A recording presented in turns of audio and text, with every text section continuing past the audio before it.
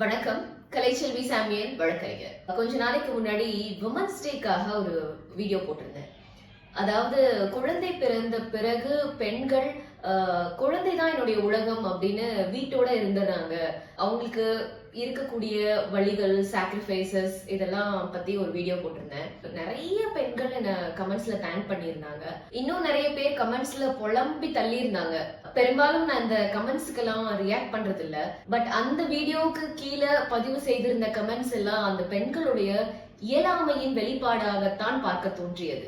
அதாவது எங்களுக்கும் வேலைக்கு போகணும், வருஷத்துல ஒரு நாளாவது ஃப்ரெண்ட்ஸை மீட் பண்ணணும், மனசு விட்டு பேசணும்னு எல்லாம் ஆசை இருக்கு.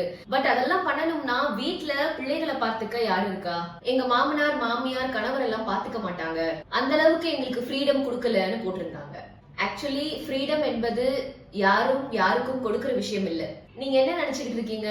உங்க வீட்டுல இருக்கிற உங்களுடைய குடும்பத்தார், உன் பிள்ளைய நான் பார்த்துக்கிறேன், நீ வேலைக்கு போ, வீட்டு வேலையில இருந்து உன்னுடைய எல்லா பொறுப்புகளையும் நான் பார்த்துக்கிறேன், நீ வெளியே போய் வேலை பண்ணு, வாழ்க்கையில முன்னேற பாரு, சாதிச்சு காட்டு, உன் ஃப்ரெண்ட்ஸோட வெளியே போன உங்க கையில ஹேண்ட்பேக்கை எடுத்து கொடுத்து கதவை எல்லாம் திறந்து விடுவாங்கன்னு நினைச்சுக்கிட்டு இருக்கீங்களா? இல்ல அதுதான் சுதந்திரம்னு நினைக்கிறீங்களா?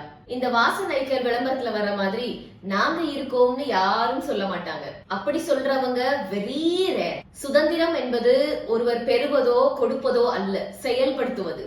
உங்களில் எத்தனை பேருக்கு இன்னைக்கு எனக்கு வேலை இருக்கு, இல்ல இன்றைக்கு என்னுடைய நீண்ட நாள் பள்ளி கல்லூரி தோழியை நான் பார்க்க போறேன், என் பிள்ளைய நீங்க பாத்துக்கோங்கன்னு வீட்டுல இருக்கிறவங்க கிட்ட ஒப்படைச்சிட்டு போற துணிச்சல் இருக்கு? அதுக்காக உங்க மாமியாரோ மாமனாரோ கணவரோ உங்க பிள்ளைய நீங்க டைம் டேபிள் போட்டு கொடுத்துட்டு போன மாதிரி அதை அப்படியே ஃபாலோ பண்ணி பாத்துக்கிறோம்னு எதிர்பார்க்கறது ரொம்ப தப்பான விஷயம். அதே சமயம் உங்கள் பிள்ளையை கதற கதற அளவிட்டு பட்டினி போடுற அளவுக்கு கொடுமைக்காரர்களும் யாரும் இல்லை. கூழுக்கும் ஆசை மீசைக்கும் ஆசைனா ஒன்னும் பண்ண முடியாது. காலம் காலமாக வாழ்க்கையில சாதிச்சு வெற்றி பெற்ற பெண்மணிகள் எல்லாமே இப்படிப்பட்ட சவால்களை எதிர்கொண்டுதான் வந்திருக்காங்க. இன்னும் சொல்லணும்னா குழந்தைகளை கட்டில் கால்ல கட்டி போட்டும் டே கேர்லயும் கிரச்சிலையும் வயிற்றுலயும் சிலர் கைகளிலும் சுமந்துதான் மேல வந்திருக்காங்க. சோ நமக்கும் ஒரு நாள் நம்ம வீட்டுல ஃப்ரீடம் கிடைக்கும், நம்மளும் சாதிக்கலாம்னு வீட்டுல உட்கார்ந்துட்டே இருந்தா அப்படி ஒரு நாள் வரவே வராது. ஆரம்பத்துல யாரும் உதவி செய்ய மாட்டாங்க தான், பட் அது நிரந்தரம் இல்ல. நாளடைவில் உங்கள் முன்னேற்றத்தை பார்த்து உங்கள் சுமைகள் கூடுவதை அறிந்து உங்க குடும்பத்தார் உங்க கணவர் பிள்ளைகள் உங்களுடைய கூடுதல் பொறுப்புகளில் பங்கேற்றுக் கொள்வார்கள்.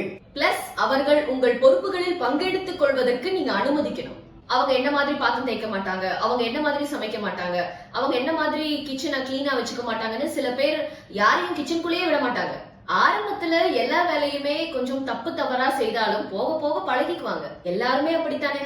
அப்படி உங்களுக்கு வீட்டுல யாரும் உதவலைன்னா உங்கள் வேலை சுமையை பகிர்ந்து கொள்வதற்கு ஒரு வேலையாளை அமர்த்தி அவர்களுக்கு ஊதியம் கொடுக்கும் அளவிற்கு உங்களை நீங்கள் வளர்த்துக் கொள்வது அவசியம்.